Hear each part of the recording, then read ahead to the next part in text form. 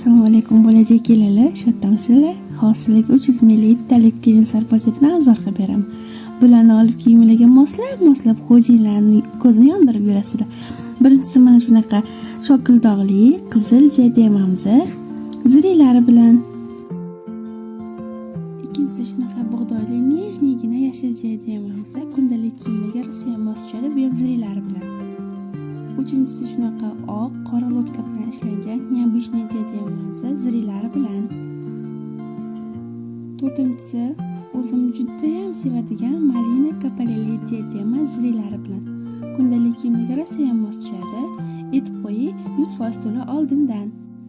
Beshinchisi shunaqa novotarang toshli shokildog'lari bor gulli diademamiz.